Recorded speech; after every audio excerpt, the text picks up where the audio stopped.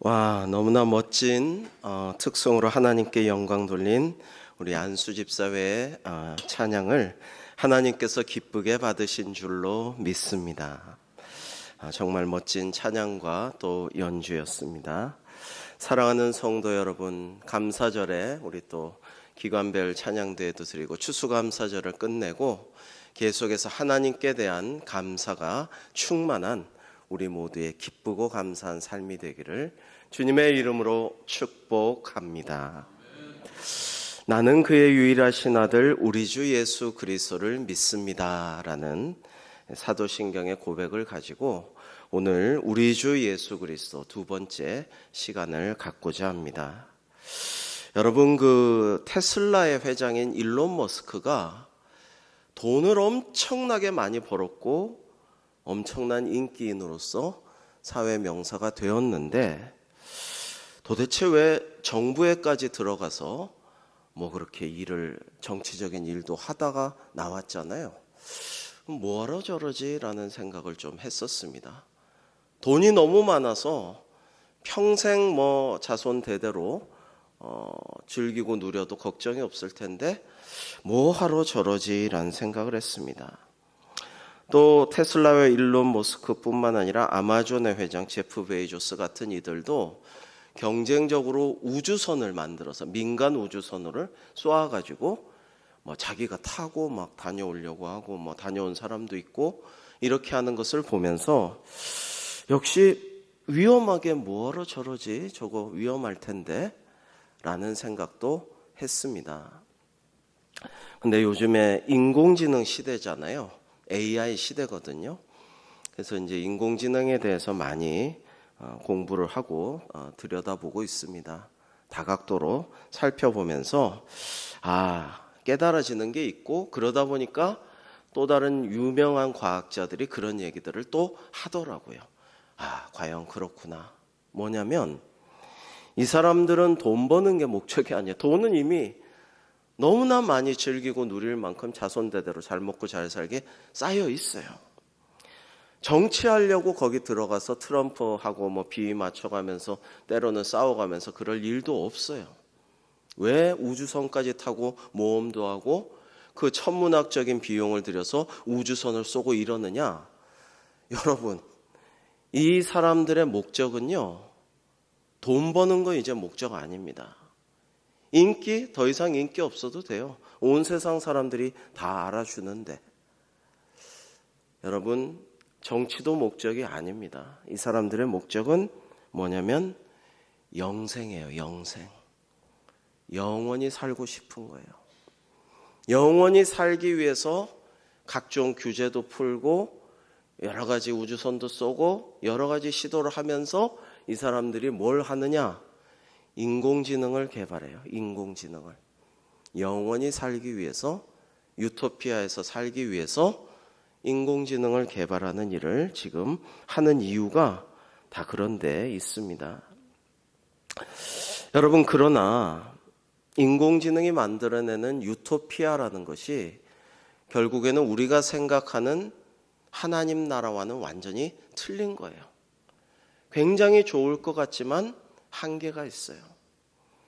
어쩌면은 생명을 연장하고 옛날에 김일성도 정말 오래 살아서 나는 김일성은 안 죽나 이런 생각을 했는데 지금도 기억납니다. 1994년 여름에 7월에 죽었죠.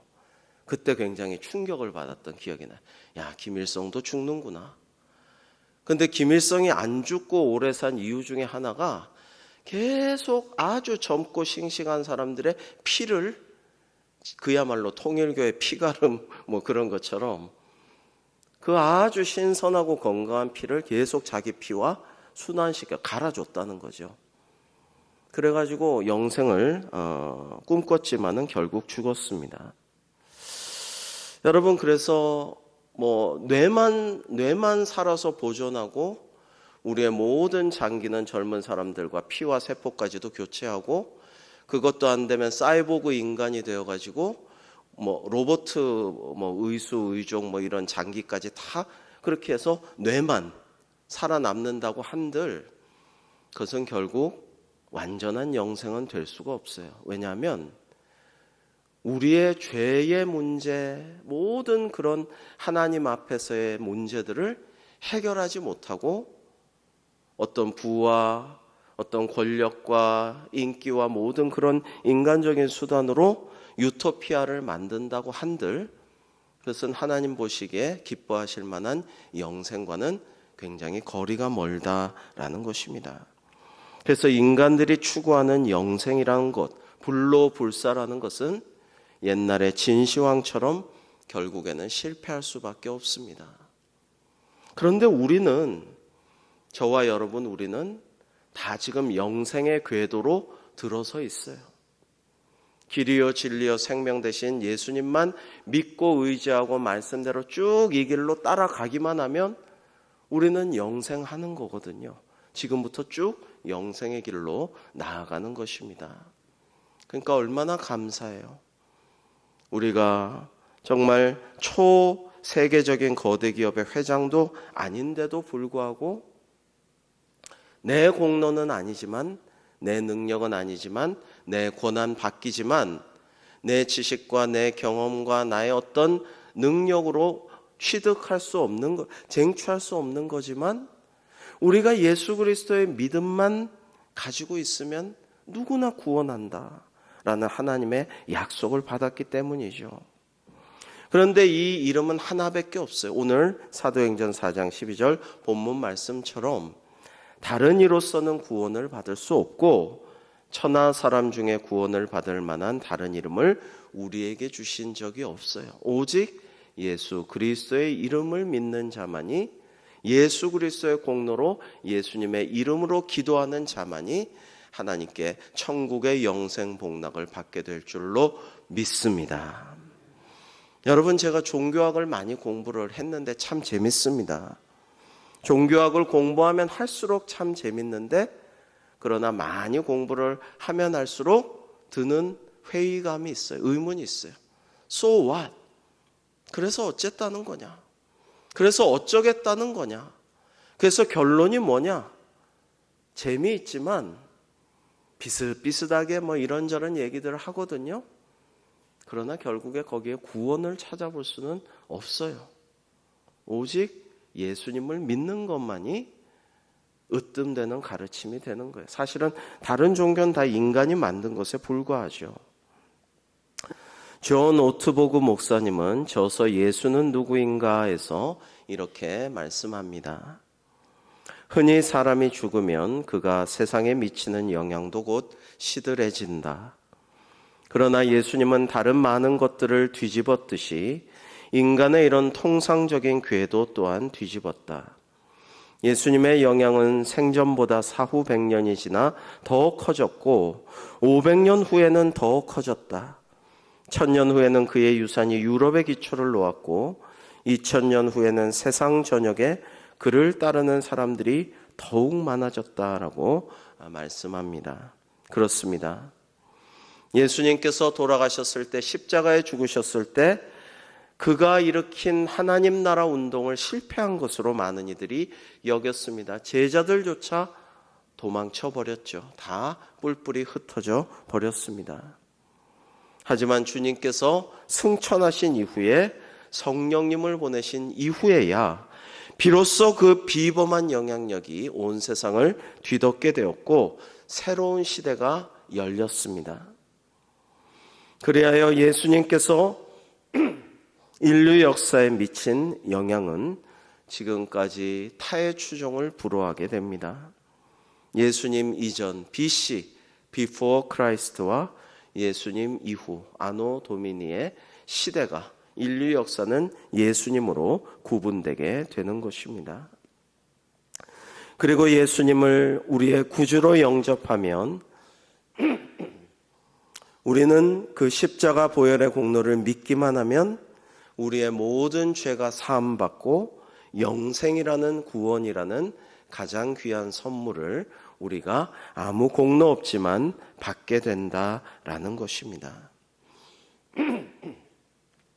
자, 오늘 말씀은 사도신경의 신앙 고백, 나는 그의 유일하신 아들 우리 주 예수 그리스도를 믿습니다 할 때 우리 주 예수 그리스도라는 내용에 대해서 다시 한번 깊이 들어가 보려고 합니다.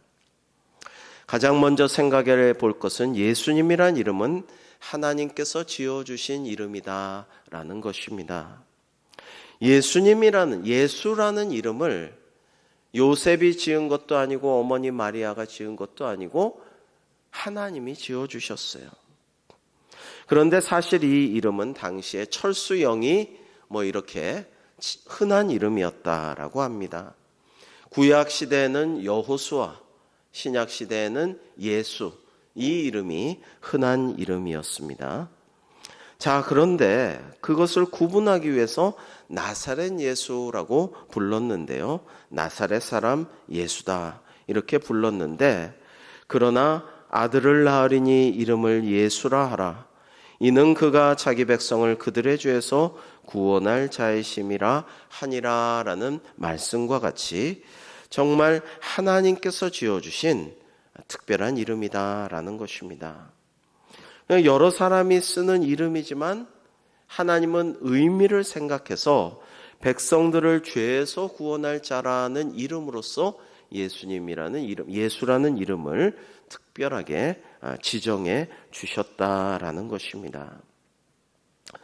여러분, 성경에 보면 이름이 참 중요함을 알 수가 있고요. 종종 하나님께서는 이름을 바꿔주심으로 그 사람이 거듭나게 하십니다. 아브라함을 아브라함으로, 존귀한 아버지에서 열국의 아버지로, 사레를 열국의 어머니라는 사라로, 야곱을 이스라엘로, 발뒤꿈치 잡은 자였지만은 이스라엘, 하나님과 겨루어 이긴 자, 씨름에서 이긴 자로 이름을 바꿔 주십니다. 그 이후에 그들의 삶은 결국에는 달라지게 되죠.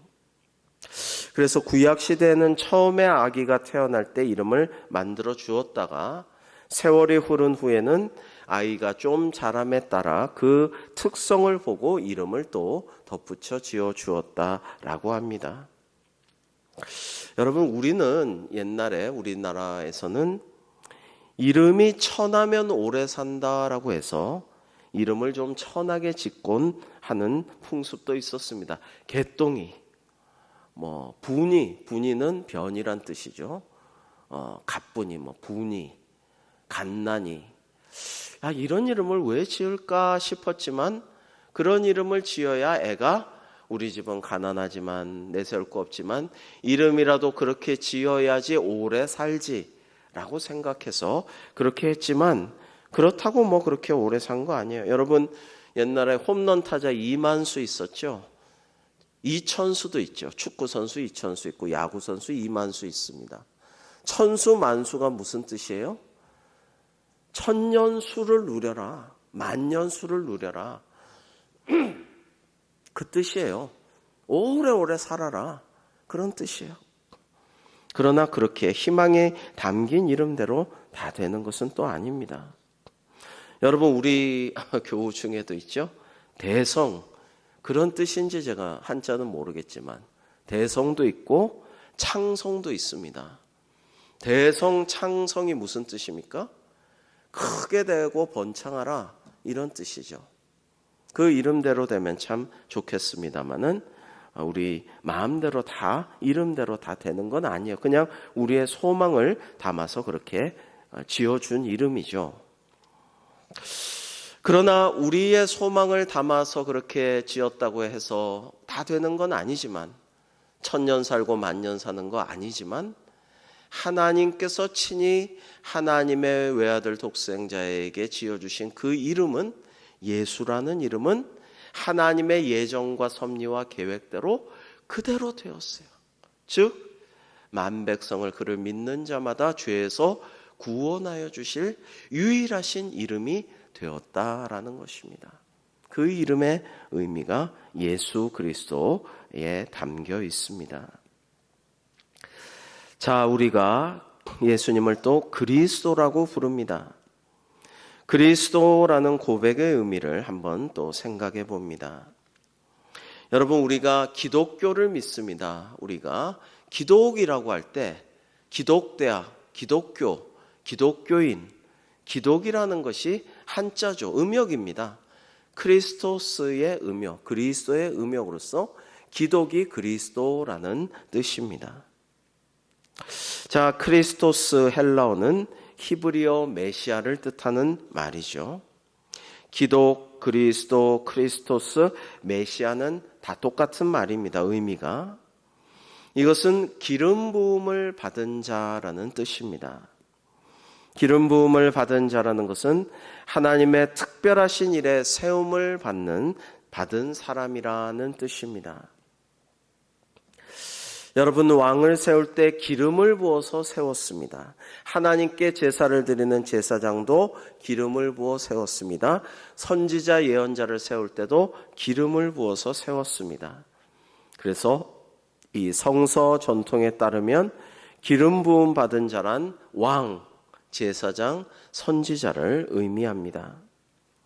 그리고 머리에 기름을 부을 때 성령님께서 그에게 임하시기를 간절히 기도하였습니다.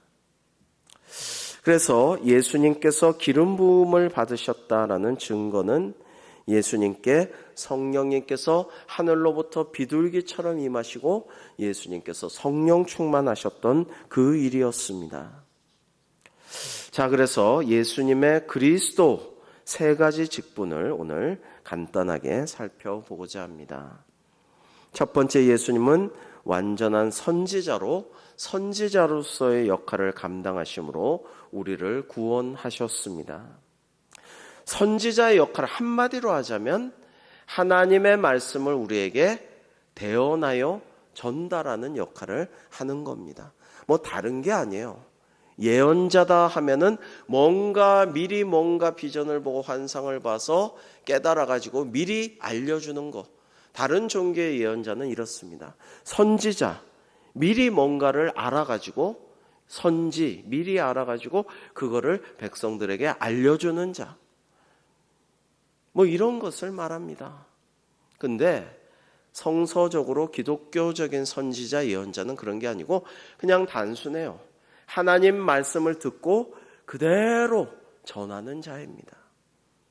여러분, 예수 그리스도 역시 하나님의 말씀을, 하나님의 뜻을 그대로 우리에게 전하신 겁니다. 그래서 예수님께서 파격적이고 개혁적이고 너무나도 놀라운 일들과 기사와 이적을 행하시자 당신은 율법을 폐하러 오셨습니까? 할 때에 아니고 나는 율법을 폐하러 온 것이 아니고 완성하러 왔노라. 하나님의 뜻을 완전히 드러내고 깨달아 알게 하고 잘 지키게 하려고 하나님의 말씀을 잘 전하러 오신 분이라는 것입니다. 자, 그 다음에 예수님은 또 완전한 제사장으로 이 땅에 오셔서 메시아의 사역을 완성하셨습니다.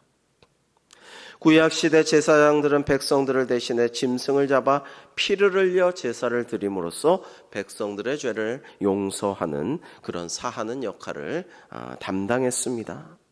아사셀 염소에게 대속죄일날 모든 백성들의 죄를 자기의 한 손에 모아가지고 그 염소의 대가리에 안수하여서 죄를 다 전가한 다음에 광야에 보내어서 죽게 하는, 그걸로 죄를 다 대속하는 것이라고 여겼지만은 절대로 완전한 죄사함이 될 수가 없었고 제사는 계속해서 반복해서 드려야만 했습니다.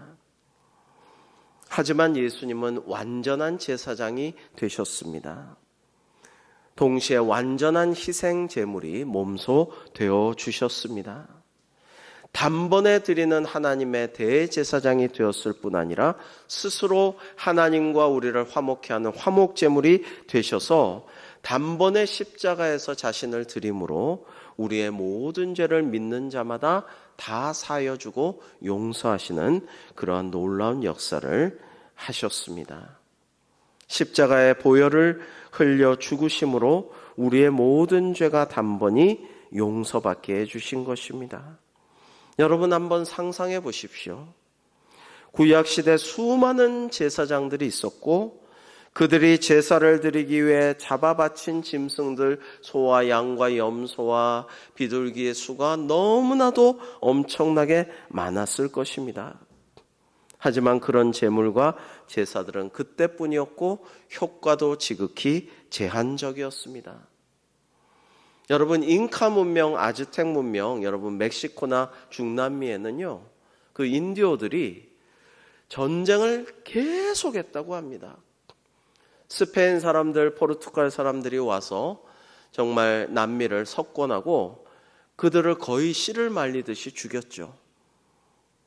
정말 천연두가 퍼졌기 때문에, 전염병 때문에 거의 다 죽은 겁니다.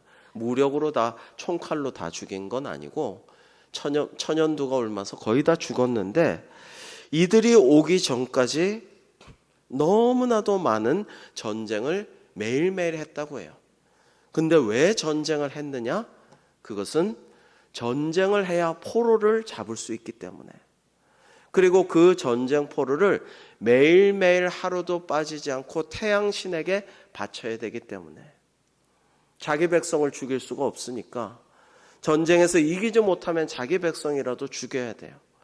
그래가지고 심장을 꺼내가지고 그 펄떡거리는 붉은 살아있는 심장을 이제 이집트 피라밋과 달리 생긴, 지구라트 같이 생긴 그 중남미의 피라밋에서 바칩니다.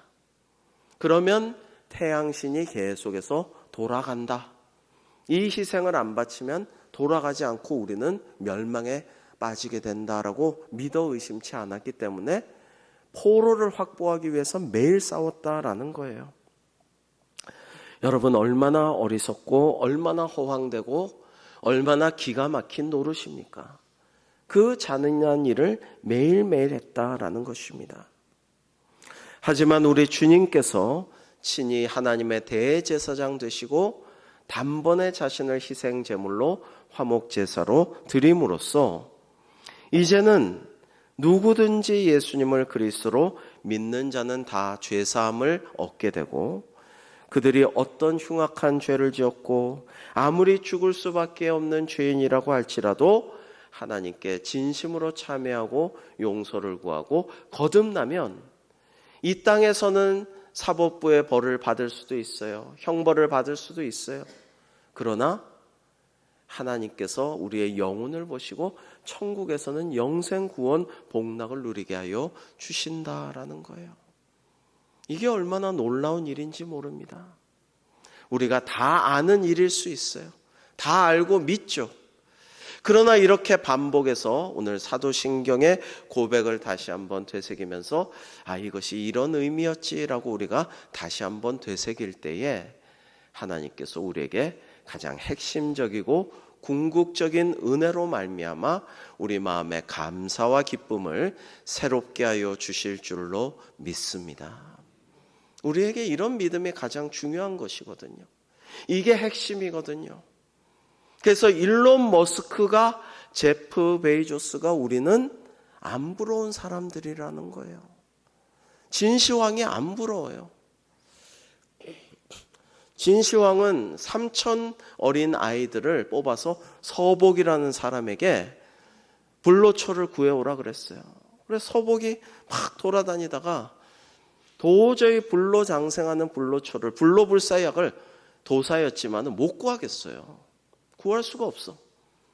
그래서 이 금강산으로, 우리 동방으로 애들 데리고 자기가 왕노릇하면서 3,000명 끌고, 금강산이 복내산이라고 부르는데 이 금강산 쪽으로 도망갔다는 거 아니에요. 진시황을 피해서. 그리고 진시황은 죽었습니다. 50밖에 안 됐는데 죽었어요. 10대 왕이 되어서 정말 수많은 춘추전국 시대의 기라성 같은 나라들을 다 정복하고 자기가 최초의 황제라고, 시황이라고 자임하면서 무소불위의 권위를 누리고 만리장성을 짓고 아방궁을 짓고 그랬지만은 죽어가지고, 순방길에 죽어가지고 이거 권력의 다음 승계를 위해서 이 사람이 죽은 것을 말하면 안 되겠다. 그래가지고 계속 수레에 실은 채로 끌고 다닙니다. 다음 이 후계를 결정할 때까지. 그러니까 막 썩는 냄새가 진동하고 비참한 죽음이 되었죠. 그러니까는 생선을 잔뜩 실어와가지고 고등어 괴짝으로 실어와가지고 거기다가 집어넣고 이거 생선 냄새다 속이면서, 근데 그 후계도 제대로 되지를 않아서 금방 진나라는 끝나고 맙니다. 인간의 바램이라는 것, 야망이라는 것, 영생의 꿈이라는 것은 이와 같습니다. 마지막으로 예수님께서는 완전한 왕으로 이 땅에 오셔서 메시아의 사역, 그리스도의 사역을 완성하셨습니다. 구약시대에 많은 왕들이 등장합니다만 여러분 열왕기 같은 거 보세요. 역대기 보세요. 제대로 된 왕이 지극히 드뭅니다. 절대 권력은 절대 부패한다라고 하죠.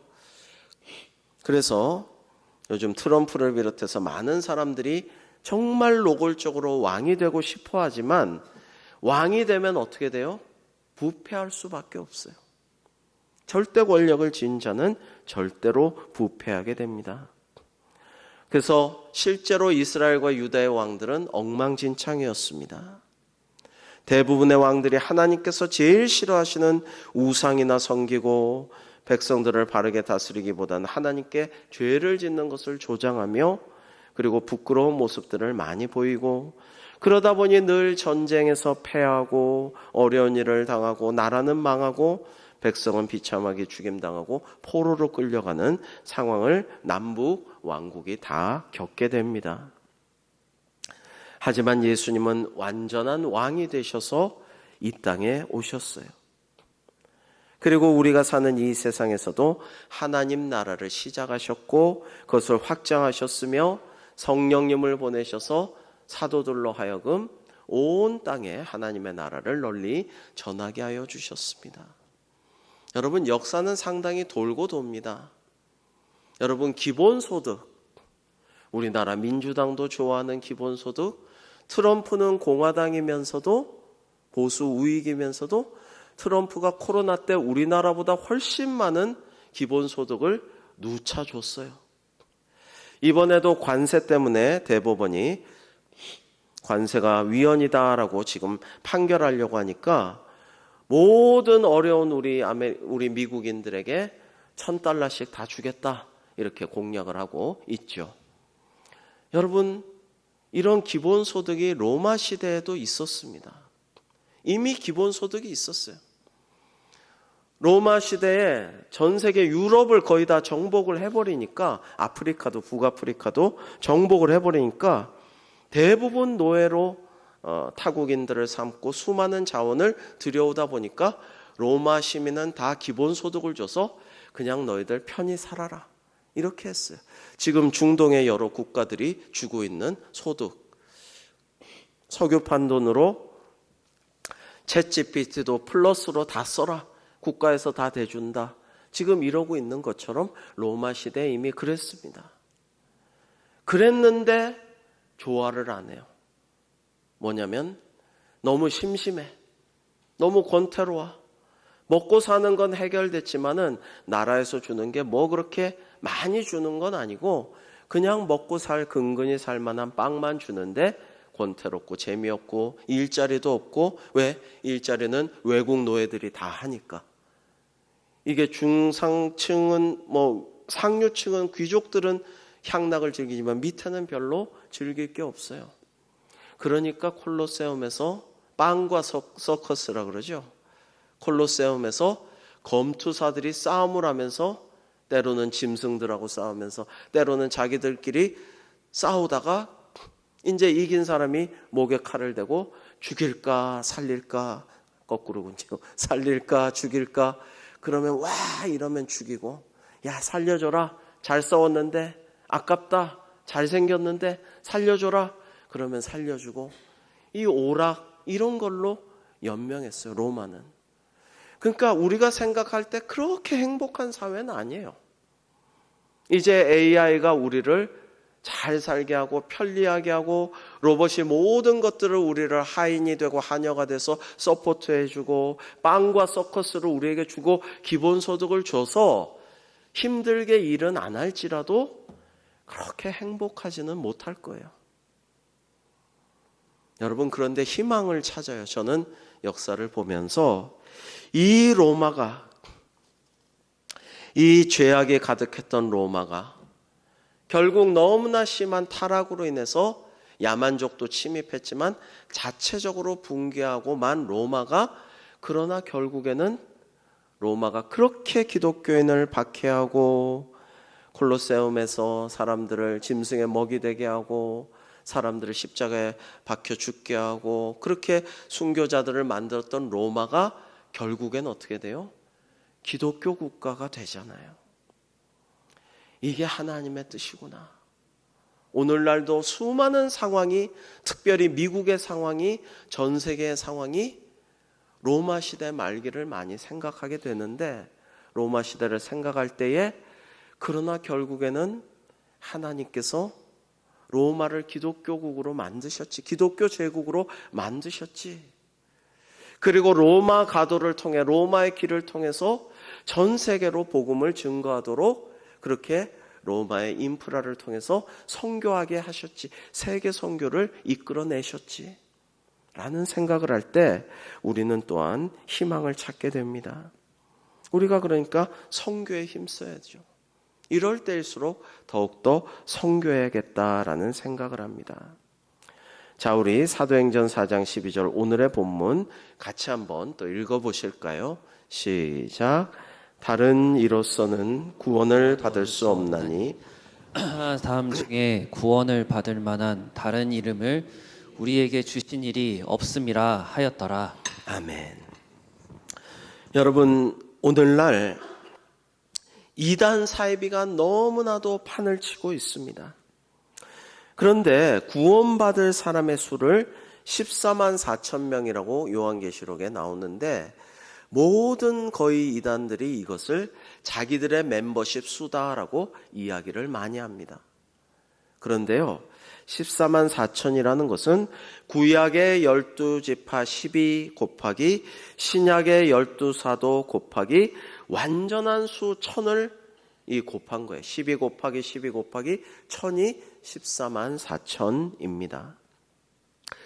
그러니까 신약과 구약을 통해 구원받은 하나님의 백성은 누구든지 천국에 들어갈 수 있다를 상징하는 완전수가 14만 4천이라는 것입니다.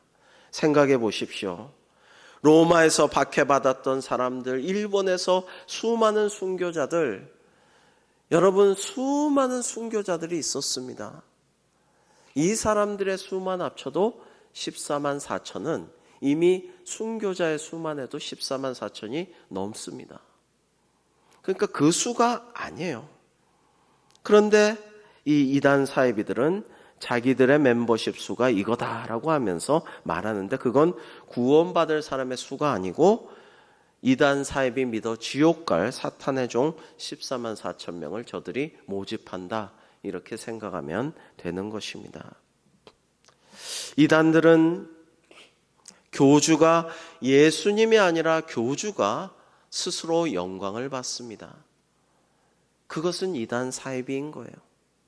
누구든지 예수님에게, 하나님에게 모든 영광과 존귀와 찬양을 돌리지 아니하고 예수님보다, 하나님보다 더 자기가 하나님 뭐 참남한 말 하면서 내가 더 높아, 나 친해, 내가 얘기하면 다 들어줘, 내가 화내면은 무서워해, 내가 더 높다고, 내가 더 세다고, 이런 것들은 다 정말 꼼짝없는 이단 사이비라는 거예요. 그냥 그 자체가 이단 사이비의 표시라는 거예요. 가톨릭도 참 안타깝게도 천주교 역시 예수님 곁에 마리아를 둡니다. 사실은 마리아가 더 인기가 있어요.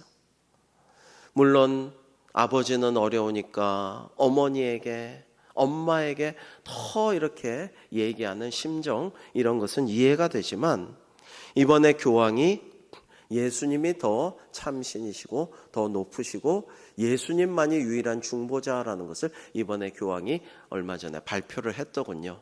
잘한 일이라고 봅니다.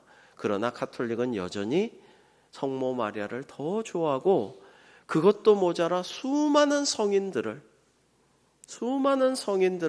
자기의 수호 성인으로 모시고 거기다가 기도하고 거기다가 예물 바치고 거기에다가 집중하고 올인하는 경우가 많습니다. 잘못됐습니다. 교회에서 때로는 크고 화려하고 멋진 교회당을, 예배당을, 또 교회가 하는 많은 중요한 일들을 자랑하는 것도 별로 그렇게 좋은 것은 아니고요. 유명하고 대단한 목사님을 너무 영광 돌리고 너무 좋아하고 자랑하는 것도 그렇게 맞지 않습니다. 예수님이 우리에게 가장 영광 돌릴 대상이고 감사와 찬양을 올릴 대상이며 예수님만 믿고 의지하는 것이 우리 기독교인이 해야 할 일이다. 오직 하나님께만 영광 돌리고 감사 찬양을 올려드리는 것이 맞다라는 겁니다. 우리 교단은 아니지만 작년 이맘때, 딱 요맘때 11월 중순에 경기도의 모 대학교에서 세계적으로 유명한 원로 목사의 금빛 찬란한 흉상 제막식이 있었습니다. 본인은 사양했다고 하지만 그러기엔 너무나 좋아하는 모습이 사진에 보이더군요. 살아있는 이에, 현재 살아있는 이에 금빛 찬란한 대형 흉상의 제막식에 정치계와 학계와 교계 수많은 인사들이 모여 살아있는 그를 가운데 모시고 흉상 앞에 모시고 찬양하는 그런 모습은 그분이 아무리 유명하고 훌륭하고 대단하고 우리 한국 그 교단이 자랑할 만한 분인 것은 맞을지라도 그것은 옳은 일은 아닙니다. 하나님이 기뻐하실 일이 아닙니다. 스스로의 얼굴에 금칠하는 일만은 우리 기독교인들은 극구 사양하고 절제하고 피해야 합니다.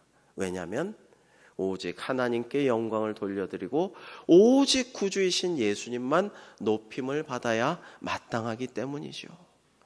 우리는 종인데 어떻게 주님이 구주 예수님이 계신데 잘난 척하고 폼 잡고 나의 흉상을 만들고 금빛상을 자랑하면서 명예를 스스로 즐긴단 말입니까? 예수님 이름 앞에선 누구나 우리는 아무것도 아님을 고백해야 하는 존재인데, 왜냐하면 우리는 죽을 수밖에 없는 죄인인데 예수님이 나를 믿는 자마다 살려주셨으니 우리는 오직 그것으로 인해 감사하고 기뻐하고 즐거워하며 모든 영광을 오직 우리 주님께 돌려야 할 줄로 믿습니다. 여러분, 이것은 누구나 다 아는 것 같지만 정말 그것을 지키기란 어려워요.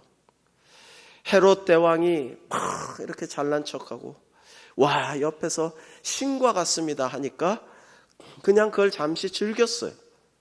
그러자 하나님의 천사가 쳐서 벌레 먹어 죽었습니다. 이것은 매우 상징적인 것입니다. 누구나 칭찬은 좋습니다. 기쁩니다. 감사하죠. 즐겁죠. 행복하죠. 그러나 행여 내가 영광을 받음으로 하나님께서 우리 주 예수 그리스도께서 나의 구주께서 영광을 내가 가리우는 일이 있어서는 안 되겠지. 늘 그걸 생각하면서 혹시 내가 잘못 나갈 때는 이게 아니지 라고 생각하면서 오직 나의 구주 되시는 예수 그리스도만 높이는 우리의 삶, 우리의 일상, 우리의 평생이 되기를 주님의 이름으로 축복합니다. 기도하겠습니다. 오 주님, 우리 주 예수 그리스도만이 나의 구주이시오 우리의 구세주이시오니 완전한 제사장 되셔서 스스로를 화목제물로 하나님께 바치심으로 믿는 자마다 모든 죄를 대속해 주시고 믿는 자마다 영생 구원으로 천국 시민으로 인도해 주신 하나님의 놀라운 은혜, 다시 한번 다할 수 없는 깊은 감사를 바치며 기뻐하고 즐거워하며 하나님께 영광 돌려드리는 저희들의 삶이 될 수 있도록, 전 생애가 될 수 있도록 늘 인도하여 주시옵소서. 예수님의 이름으로 기도하옵나이다.